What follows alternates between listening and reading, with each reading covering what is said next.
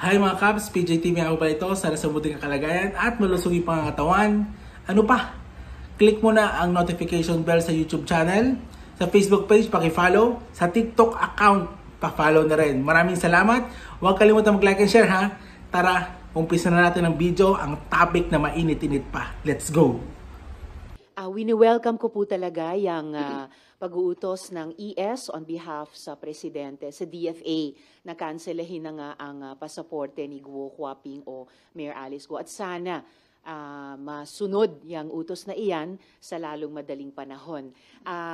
Hindi naman po nagpapahuli ang DFA and I have information from them that in fact, yung Philippine passports ni na Guo Huaping o Alice Leal Guo kasama na ni na Sheila Leal Guo, Wesley Leal Guo at Catherine Cassandra Leong ay in fact nireport na nila sa Philippine Center for Transnational Crime, Interpol, para sa appropriate action nila. So itinaas na rin po hanggang sa level ng Interpol.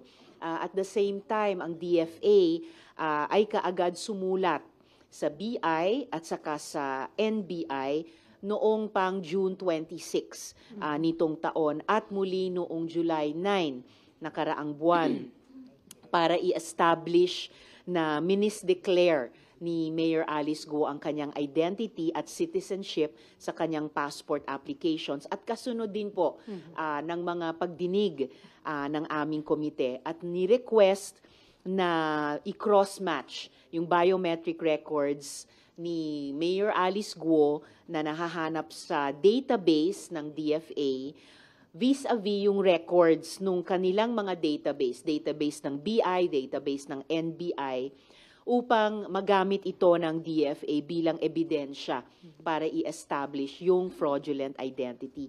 And last but not the least, kaugnay niyang very welcome na utos ng Office of the ES sa DFA, ang DFA OCA, yung isang opisina nila, Office of Consular Affairs, ay gumawa ng isang precautionary measure na isama sina Mayor Alice Guo at kanyang pamilya sa passports watchlist database. Anong epekto ng pagsama ng kanilang mga passports sa database na ito? Ito'y upang mapigilan yung pag-issue ng bagong passport kay Mayor Alice Guo o Guo Huaping at sa kanyang mga family members. So muli, wini-welcome ko talaga yung aksyon ng Office of the ES at wini-welcome din at ina-appreciate itong mga dati na at kasalukuyang aksyon ng DFA.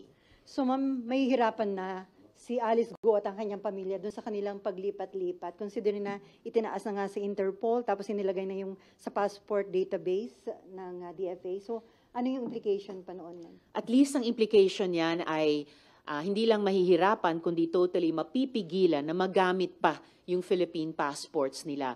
Pati ni Guo Huaping, lalo na't hindi naman siya Filipino citizen at walang K, humawak at gumamit ng Philippine passport, hindi na nila magagamit ito upang maglabas-masok, hindi lang pala dito sa Pilipinas, pero sa iba pang mga bansa dito sa ASEAN region. Pero may Chinese passport si Alice Guo, pwede niyo yung gamitin pagpunta ng iba pang bansa sa atin? Chine-check pa po namin kung valid pa yung Chinese passport ni Guo Huaping, pero kahit ito ay valid pa at may mga impormasyon na paso na ito, expired na ito, so lalong mahihirapang kumilos at dahil ngayon pa lamang ay tumatanggap na ng mga helpful information mula sa kanilang counterparts ang iba't ibang Philippine law enforcement authorities, dapat sa ganyang paraan din sisikip ang espasyo na patuloy na lamang at habang panahong makatakas si Guo Huaping sa Senate warrant of arrest at sa iba pang instruments na in-issue o maaari pang i-issue ng mga Philippine authorities. Ma'am, aside dun sa pagkansila ng pasaporte, sinabi ni Presidente Bongbong Marcos, heads will roll. Any comment on that, ma'am? Well, that's to be expected. Dapat lang marinig natin yan sa Chief Executive kung may mga executive agencies na nagpabaya o worse, kung kasabwat dito sa pagpapatakas o pagtakas kay Mayor Alice Guo o Guo Huaping, dapat lang may managot. That's the principle of transparency and accountability. So ma'am, yung ipapatawag niyong hearing, makatutulong yan para ma-identify sino yung mga government officials or personnel na dapat na masibak sa trabaho? Yes, yan po ang iimbestigahan at aalamin ng committee hearing na bunga ng pag-raise ko ng question of privilege at yung manifestation kong iyon ay ni-refer sa Senate Committee on Justice and Human Rights. So nakasulat na ang chair nito na si Minority Leader Coco Pimentel sa Majority Leader na siya ay magbubuo ng isang subcommittee ng Committee on Justice na ako po yung i-assign niya na manguna dyan para imbestigahan lahat ng mga issue, lalong-lalo na yung tanong na iyan, paano at bakit at sino ang mga kasabwat o pabaya sa pagtakas ni Alice Guo. Ma'am, kailan yung hearing at sino yung mga ipapatawag po ninyo? Magkakaroon na po ng hearing sa susunod na linggo, araw ng umaga ng Martes, August 27. So Martes, August 27 sa umaga at kinukumpleto na namin ngayon yung mga resource persons. Lahat ng naging laman ng mga balita these past couple of days upang mag-shed ng light mula sa panig ng gobyerno hanggang sa panig ng mga abogado at iba pang named persons dito sa pagtakas ni Guo Huaping sa Pilipinas. Yung kanyang abogado, ma'am, sinasabi pa rin, naniniwala sila na nandito pa rin sa Pilipinas si Alice Guo dahil yung nagnotaryo, sinabi niya, kita niya, kailan ba yun? August 14? Oo, nakita daw niya sakay ng isang sasakyan, hindi daw bumaba ng sasakyan. So, ano po ba ito? Sabi nila naniniwala sila na nandito pa si Guo Huaping. Unfortunately, sa kasong ito na ang dami ng controverting pieces of evidence o information man lamang, hindi lamang mula sa mga otoridad dito sa Pilipinas, pero sa mga counterparts ng ating mga otoridad o mga resource persons mula sa ibang bansa. Unfortunately, ang belief na iyan ay kailangang patunayan ng physical presence ni Guo Huaping. Sabi naman ng isang abogado, nakita niya si Guo Huaping sa kanyang sasakyan. Again, tatanungin na lang siguro namin dun sa abogadong iyon, paano niya mapapatunayan na yun talaga si Guo Huaping. And kung totoo man, no, na labas-masok siya dito, nakatakas siya noon, pero pabalik-balik pa rin dito, all the more, maitatanong, paano nangyayari yun? Isang tao na wanted ng Senate on the strength of our warrant of arrest, makakaalis lamang at makakabalik kung kailan niya gusto.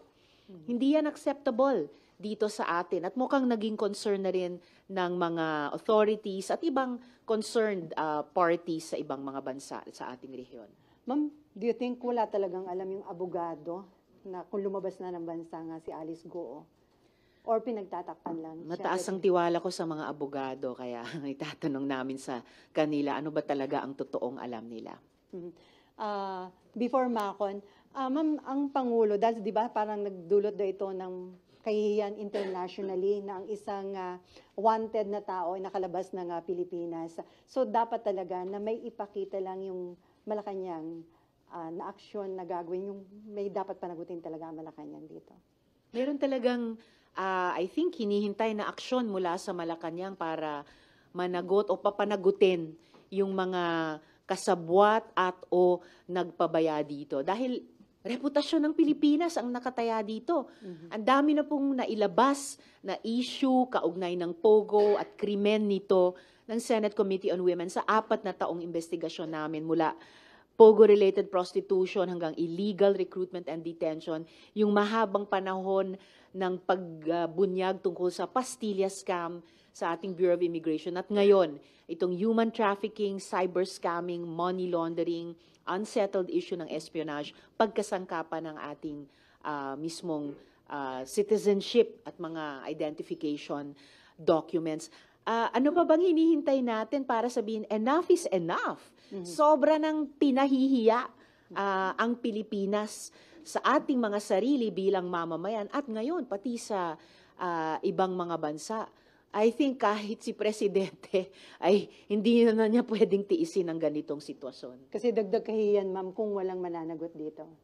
At least sinabi na nila na heads will roll, so let's see.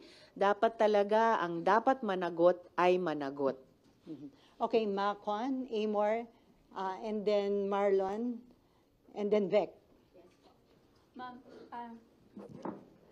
aside from the Senate conducting an investigation to determine liability, so may efforts ba to help the concerned government agencies para ibalik siya rito sa Philippines? Actually po, at nabanggit ko rin ito sa question of privilege ko noong Lunes, ang attitude ko kasi ay ang aming mga investigasyon ay in aid of legislation at talagang policy-centered, policy-based. So, lalo na nung binan ni Presidente, totally ang mga POGO, pina-wind down sila hanggang December 31. Dapat magkakaroon ng just transition para sa mga Pilipinong empleyado o kaya't naghahanap buhay sa mga POGO. Nagsimulang mamuo yung pakiramdam ko na, okay, our task is winding down here also. Nag-e-end ito as far as POGOs are concerned. And panahon na para ang law enforcement talaga ang mag-take ng reins dito. Ang problema, kung ang law enforcement pa ba ay kailangang investigahan? Kasi ang tanong ay, did they drop the ball? May mga kasabwat nga ba dito? So,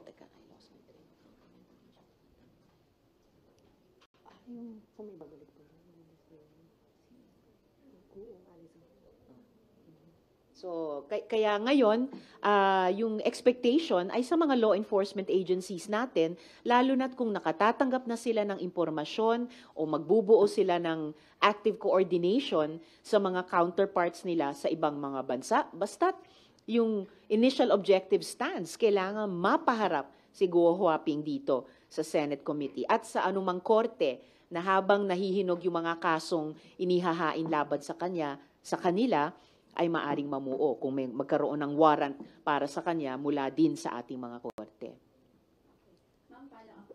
Ma'am, do you personally, do you believe na there was a concerted effort for the escape of Guo?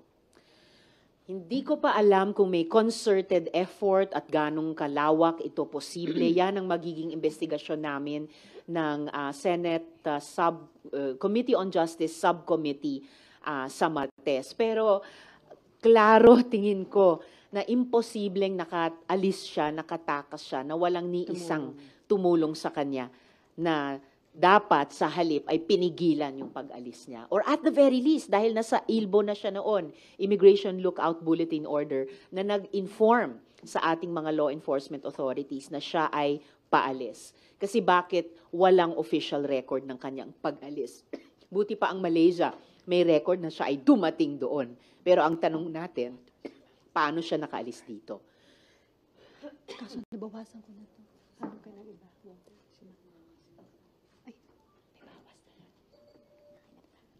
Okay, Amor. Hi ma'am, good morning po. Yan. Hi. Ma'am, clarify lang po on dun sa sinabi po nyo na itinaas na po sa level ng Interpol.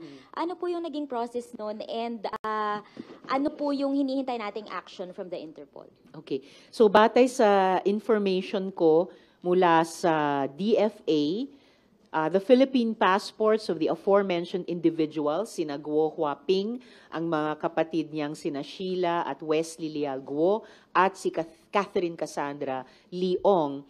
The Philippine passports of the aforementioned individuals have also been reported to the Philippine Center for Transnational Crime, Interpol, for their appropriate action. Ibig sabihin, dahil officially ni-notify na ng DFA ang Interpol and particularly yung Philippine component nila na Philippine Center for Transnational Crime, ay pwede nang i-determine ng Interpol ano yung mga appropriate actions that they can take.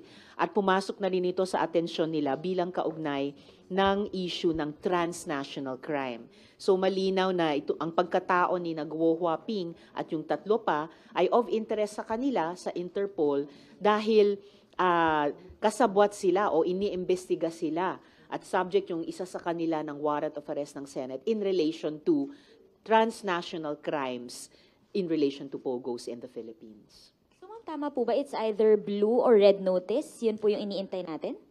That those are possible issuances of the Interpol. Nababanggit din iyon kaugnay halimbawa ng sitwasyon ni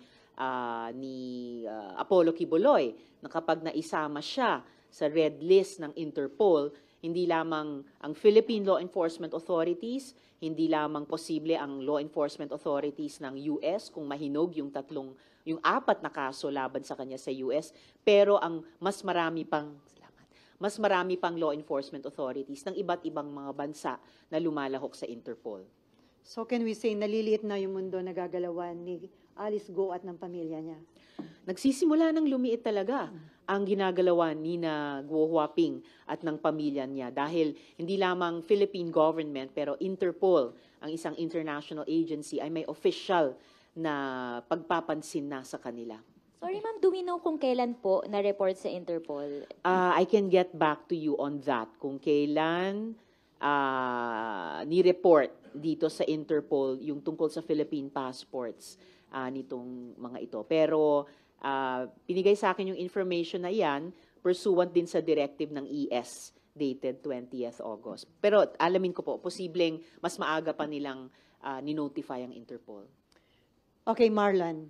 And then Vec.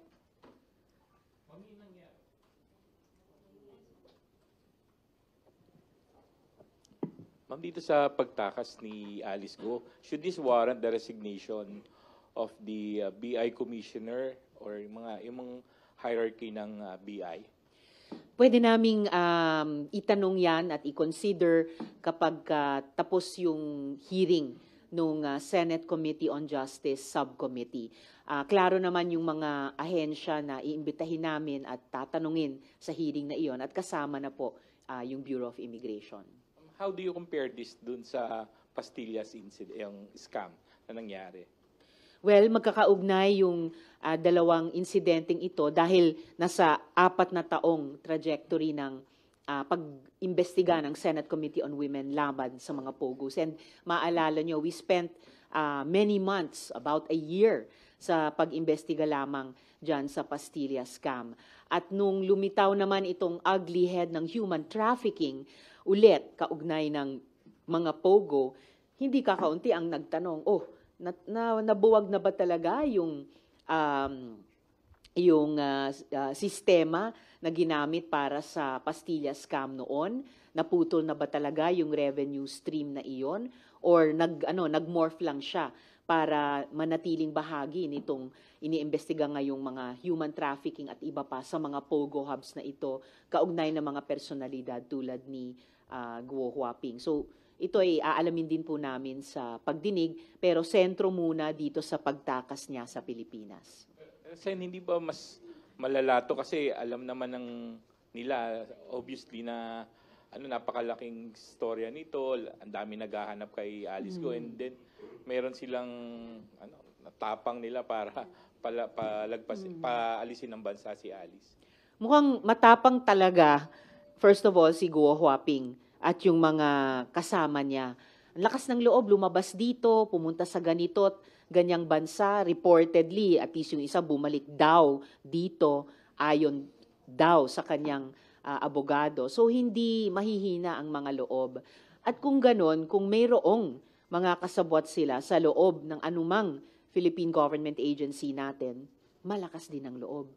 So, kailangan ipakita na no one is above the law. Nino man sa aming nagtatrabaho sa gobyerno, kahit alingmang ahensya sa gobyerno, bound by laws, not just to follow but to uphold the law.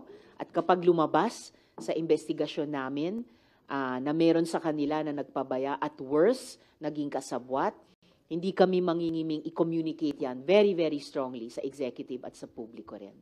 Ma'am, ano kayong posibleng dahilan? Bakit ganun kalakas ang loob? Kung sino man yung nakipagsabuatan, na alam naman yung napaka-controversial ni Alice Guo, pero bakit kaya ang lakas ng loob niya para tulungan na makatakas si Guo? Siguro isang patunay din yan na kung nag-cost-benefit analysis sila, syempre, business na usapin ito sa kanila, talagang napapatunayan na talagang dapat i-ban yung mga POGO na yan. Dahil sa kabila ng posibleng criminal liabilities nila sa panig ni na Guo Huaping at pati administrative liabilities, bukod sa criminal liabilities sa panig ni numang government person na kasabwat nila, mukhang yung benefits sa loob ng mahabang panahon ay malaki talaga. pa lamang natin dun sa magnitude ng assets ni Guo Huaping na pinris ng AMLAC. Kita natin yung mukhang laki ng pera na dumadaloy sa buong pogo industry na ito sa loob ng nakaraang mga taon. So siguro yan, no? Yung abuse of power, yung pag-infiltrate ng mga centers or agencies of power dahil may kaugnay na malaking pera din yun. Okay, Beck. Good morning, ma'am. Morning. Good morning po. Ma'am, sa info niyo po, nasa na po si Mayor Go? Sa latest. Merong kaming information na patuloy na bina-verify pero pwedeng-pwede na namin itanong sa hearing sa Martes na mula dito sa Pilipinas, nakarating siya ng Malaysia, pumuntang Singapore, at yung pinakabagong information ay nandoon na daw sa Indonesia. Kasi ma'am, meron ding sinasabi ang PAOK kahapon na from Philippines, Indonesia muna, and then Malaysia, tapos Singapore, and then Indonesia. Okay. Ganon din po ba ang nakuha po ninyo? Very possible. So, yung pinipiece together na puzzle o na parang dotted line ng the travels of Ms. Guo Huaping ay talagang mukhang naglalabas-masok sa iba't ibang bansa dito sa Pilipinas. Meron siyang path na gawin yun, meron siyang paraan na gawin yun, at malakas ang loob niya gawin yun. Bakit kaya? And then ma'am, for soundbite lang, you said pwede pong mag-issue ng blue or red notice ang Interpol. Ano po effect nito? So, they will be arresting her and bringing her back to the Philippines? Ano pong mangyayari? Yung blue or red notice ng Interpol, mas magandang sa kanila nyo itanong para kompleto at tama yung description ng implication niyan. Pero kaugnay ng Apollo Quiboloy, ilang beses ko na ring nasabi naman na kapag naisama siya sa red list ng Interpol, then lahat ng mga law enforcement agencies na miyembro ng Interpol at kumikilos sa loob ng Interpol sa iba't ibang bansa ng ating mundo ay maaring humabol na rin sa kanya. So yan din ang kailangang isipin sa panig ni Guo Huaping. And then ma'am, bali, Subcommittee on Justice na po yung 27. Yung po Yes. bang hearings ng Committee on Women, magpapatuloy pa rin on Yes. Mayor Go? Magpapatuloy pa rin po kami. May ilan pa po kaming mga pagdinig na pinaplano on this day, posibleng mga 2 o 3 pang hearing para mag-imbita pa ng ilang mga resource persons na hindi pa humaharap at sumasagot ng kompleto sa amin. At para din na tignan namin kung mas makompleto pa ang nabitin na mahabang investigasyon din ng Senate Blue Ribbon Committee noon tungkol sa Pharmaly. Dahil yung cast of characters na lumitaw na doon ay isa-isang lumilitaw na rin dito sa investigasyon ng Senate Committee on Women laban naman sa POGO. Ma'am, last, ano po yung magiging difference ng hearing ng justice sa women po in relation to Mayor Alice Go? Ang difference pero ang very clear connection ay yung investigasyon ng Senate Committee on Justice Subcommittee ay magfo-focus talaga dito sa urgent matter ng paano nakatakas si Guo Huaping sa Pilipinas. And magiging material din yan para sa pagpapatuloy ng investigasyon at pagkompleto ng investigasyon ng Senate Committee on Women. Okay, before John and Mab, ma'am, kung sakaling hindi na talaga mapaharap si Alice Guo doon sa hearing ng Committee on Women, makakabuo na kayo ng committee report, ma'am? Haharap siya. Pero even bago siya humarap, ay makakabuo na kami ng malaman na committee report, ng 4 na taong worth ng mga findings at recommendations in aid of legislation. And in those 4 years, naging useful na rin at helpful sa mga parallel investigation at disciplinary action ng mga executive agencies na over the years din ay nagsimulang at hanggang ngayon talagang tumutulong sa Senate Committee on Women laban sa POGO. So ma'am, umaasa pa rin kayo na mapapaharap si Alice Guo? Umaasa ako dahil believe talaga kaming lahat sa bisa ng Senate warrant of arrest. Believe din kami na kahit ngayon ay masyadong natatanong yung ating mga law enforcement and executive agencies na dapat at meron pa silang magagawa para madala sa hustisya itong sina Guo Huaping at mabigyan ng hustisya kahit kapirasong hustisya yung dumaming mga victim survivors ng POGO dito sa ating bansa. Okay, Jan, Mav, and then Camille. Ma'am, meron na kayong info about kung saan siya nagpunta? How about yung talagang origin niya po dito sa Pilipinas? Kasi may sinasabi, backdoor daw. Meron po. Yan ang gap na bubuin namin, gusto namin punuin even in the Tuesday hearing. Kasi bakit yun pa yung blind spot, di ba? Saan bang back door or front door ba siya lumabas? South of Manila ba? North of Manila ba siya lumabas? Chartered flight ba talaga yan? Bakit naka-eskapo sa pansin ng BI kahit nasa ILBO na siya, yung Immigration Lookout Bulletin Order na mismong issued ng BI? Bakit walang abiso sa ating mga authorities? At nakarating siya sa Malaysia na dun alam nila. Pero ma'am, confirm na airport or seaport po dito sa Pilipinas? Hindi rin alam. Yan ang aalamin namin. Was it a seaport or an airport or both of the above? Naalamin po namin. May patanong lang. May nagsabi na usap-usapan si Guo daw nagbigay ng info sa inyo kasi bakit daw ikaw unang nakaalam. Hindi kami friends. Mo ba? Kaya hindi kayo friends? Hindi kami friends din eh. Kaya hindi siya ang nagbigay ng information sa akin. Gaya ng nabanggit ko kanina, ako po'y sumulat naman talaga sa NBI noon para humingi ng update sa kanilang manhunt kay Guo Huaping. At nung makatanggap ng unverified pa na information, pero mula mismo sa NBI, kinorroborate po namin iyon at nagawa naman po mula sa iba pang mga sources sa ibang mga bansa, kasama nga ang Malaysia, Singapore at pati China. And then, in the meantime, na-corroborate na rin ng Bureau of Immigration. Okay, Mav. Hi, ma'am. Ma'am, kasi po ngayon, di ba, frozen yung mga assets ni Mayor Go, but it would take a lot of money para makalabas ng Pilipinas. Do you think there are people abroad helping her, like in foreigners or foreign criminal syndicates po?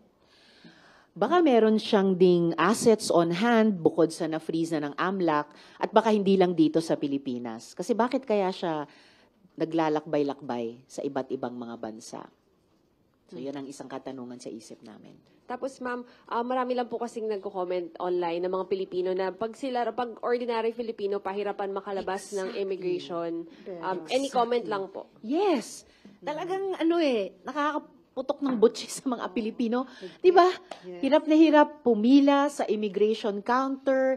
There was a time, may bangungot pa na hinahanapan ng diploma o yearbook. May iba tuloy nagbihis na ng toga para lang humarap sa Bureau of Immigration. Tapos itong si Guo Huaping, subject nga ng Senate warrant of arrest, nasa ILBO nga. ILBO ng Bureau of Immigration mismo na dadaan ng dapat mga counters. Akala mo ginagawang express lane ang Bureau of Immigration ng ating bansa. Masyado namang feeling, di ba?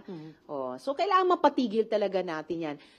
Ayusin, pagandahin ang serbisyo ng bawat ahensya ng gobyerno sa ating mga mamamayan at wag payagan ng mga dayuhan, lalo na't yung mga under investigation para sa krimen, laban din sa mga Pilipino, subject sa mga katulad ng ILBO, ng mismong border authorities natin na parang nakakalampas lang nang walang pumapansin sa kanila.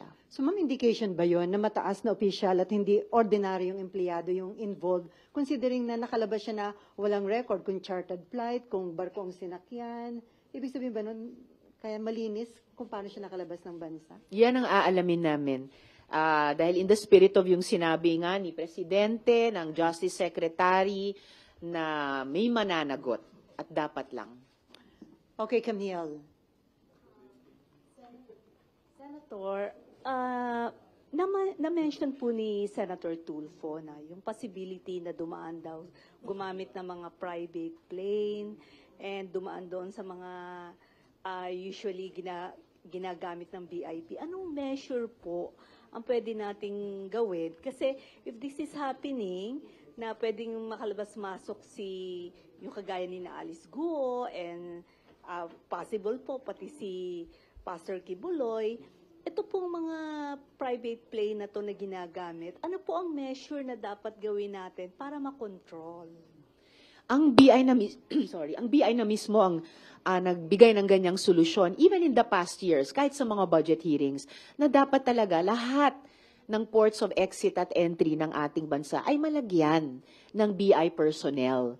Ano po? Kasi kahit naman chartered flights ay dapat dumadaan pa rin sa BI yung mga pasahero niya. Dumadaan pa rin sa pansin ng CAAP at ng iba pa nating regulatory and law enforcement agencies. So, walang excuses kahit pa tayo archipelago. I mean, hello, ang Indonesia, mas maraming isla pa kaysa sa atin. 11,000 sa ating 7,000. Pero sila, nakakapagpansin din at nagsisimulang nakapagbibigay din ng impormasyon sa mga counterparts o ibang concerned parties dito sa Pilipinas tungkol sa taong ito na pinaghahabol at pinaghahanap ng ating mga otoridad. Okay, follow up bago tayo mag-other issue, si Macon and then Vec. Ay, si Cecil. Cecil muna. So, ma'am, you mentioned kanina yung cost-benefit. Parang kahit pa paano, kahit matanggal sa trabaho, yung kung sino man yung tumulong, millions naman yung pinag-uusapan natin. So, di ba parang mataas yung benefit kaysa sa cost. But ano yung papaalala natin dito sa mga government officials na nababayaran ng mga ganitong business? Well, kung dahil sa itong sumabog na pagtakas pala ni Guo Huaping ay may mga matanggal sa trabaho, hindi sila matatanggal lamang sa trabaho na ganun-ganun lang free pass. Masasubject sila sa administrative at posibleng criminal cases. So, yun naman ang matagal nating alam na deterrent talaga sa anumang krimen, whether private citizen ang gumawa o lalo na kaming mga nagtatrabaho sa gobyerno, yung kasiguraduhan na ia-apply ang batas, no, na maiimbestiga, pag na-convict, masesentensyahan at talagang mapaparusahan. Yan ang isa sa ilan lamang na paraan na mapatigil talaga natin ang anumang mapag-alaman at mapatunayan naming kapabayaan o worse, pakikipagsabuatan. Ma'am, sabi natin, NBI yung nag-inform sa'yo about yung pag-ayos niyo, yung pag-escape ni Alice Guo. Nag-update na ba sila dun sa progress ng investigation nila? Well, I'm sure mula nung niraise ko yung question of privilege nung Lunes at nararamdaman naman natin sa mga anunsyo ng ating iba't ibang agencies, ay lalo nilang ina-accelerate yung kanilang investigasyon at hindi dapat bitawan yung kanilang paghabol pa rin na makuha si Guo Huaping. At lalo kung may mga impormasyon na sila mula sa mga counterparts sa ibang bansa at lalo kung nagbubuo sila ng koordinasyon sa kanila. Okay, Macon and then Vec. I'm just wondering, naiskupan niyo ba ang NBI, ang DOJ? Na ano po? Naiskupan. Kasi Nauna kayong makakuha ng the info. announcement. Yeah, you made the announcement about this And then they denied. escape ni Go. And yet when the NBI, when DOJ. the DOJ or Remulla was asked to comment on this, parang ang sinabi nila, they are still verifying this information. So, considering na yung NBI is an attached agency of the DOJ, parang na-bypass ba or he just remains silent about it? I don't think naskupan ko ang kahit aling ahensya ni ang DOJ. I don't know and I don't think na may any bypassing na nangyari dahil yung unang impormasyong natanggap ko na pinakorroborate namin sa iba pang mga sources, sa iba pang mga bansa, ay unverified pa at that point in time. So, alam naman natin, kahit sa mga intel agencies natin, nung tinatanong namin yung possible espionage sa POGOs, kaugnay nitong si Guo Huaping, it takes the different agencies some time na i-verify yung kanila mismong mga impormasyon na nadidiskubre. Pero, I think fair na sabihin ngayon na ang dapat patuloy na i-improve ay yung coordination between the different agencies. Okay, Vec. About ano pa rin? Ma'am, sabi niyo po, you got your information from NBI. Isa sila sa mga source. Pero si Director Santiago po, kahapon, sabi niya, hindi pa verified kung nakaalis na nga ba talaga ng bansa si Mayor Go. Ano pong reaction niyo lang doon? Again, dahil iba naman ang BI sa NBI, so tinitake ko at face value. At may tiwala ako kay Director Santiago sa investigasyong ito dahil ilang beses na rin niyang natulungan yung pag-usad ng investigasyon namin. So, I think it's fair for him to say na bine-verify pa nila at hindi yan nagbabawas sa expectation ko at ng aking office at ng aming komite na mag-step up lalo yung bawat ahensya kasama ang BI. Dahil, shop nila to yung may nakatakas na isang tao na subject sa Senate warrant of arrest at ipinangako ng BI sa akin at sa SP Pro Temp na hindi nila papayagang makaalis. Ma'am, may tanong po si Mayan tungkol po doon sa Interpol. Ma'am, sorry, hindi Okay po. ko lang masyado maintindihan. Okay Ano po. pong ibig sabihin na na-report na yung passport nila, Alice Go and yung mga kapatid niya sa Philippine Center on Transnational Crime sa Interpol? Ang communication lang ng DFA ay ini-report nila yung mga passport nitong 4 na taong ito, yung magkapatid na Leal Guo at si Cassie Leong sa Interpol for their appropriate action. Kasi hindi naman sasabihin ng DFA sa Interpol, dapat ito ang gagawin nyo. Pero ni-raise na nila sa atensyon ng Interpol yung mga passport nitong 4 na taong ito para pwedeng maging subject ng kung anong action tingin ng Interpol ay tamang dapat niyang gawin. Does that mean iimbestigahan na rin ng Interpol sila Alice Go, ma'am? Posible. I would suppose, posible. Pero as I mentioned earlier, mas tamang ang sumagot tungkol sa anong ibig sabihin ng blue notice and red notice ay yung Interpol mismo. O itong office nila dito sa Pilipinas, yung Philippine Center on Transnational Crime. Anong significance ng... Malaking step ba to na ginawa ng DFA na inireport nila sa Interpol yung passports ng 4? Opo, I think it is a big or a significant step dahil alam ng DFA na yung buong problema ng POGO at lahat ng kriminalidad na konektado dito ay hindi lamang national problem. Regional talaga siya. Even, we could say, a global problem. At ang Interpol bilang isang global law enforcement association ay makakatulong siguro, no? Tingin ko rin, makakatulong sa ating law enforcement dito sa loob ng ating jurisdiction. Ma'am, kung iimbestigahan ng Interpol sila Alice Go, on what? On human trafficking? It would be up to yun na nga po yung ibig sabihin ng for their appropriate action, kung ano po yung lumitaw na mga prohibited acts na sakop ng kanilang mandate bilang isang international policing body. Then, I suppose, maging posible na investigahan o gawan nila ng aksyon ang mga ito. Okay. Follow up, Marlon. Will you also invite si Attorney Stephen David because he's insisting na paniwala niya nasa Pilipinas yung kliyente? We will surely invite Attorney David. Tapos, ma'am, yung info nyo, tingin nyo, mas nauna kayo kaysa sa BI o hawak na ng BI yung information pero hindi sila nagsasalita until you deliver that privileged speech? I'm not sure kung sino ang nauna. And in any case, baka hindi pinaka-importante kung sinong nauna.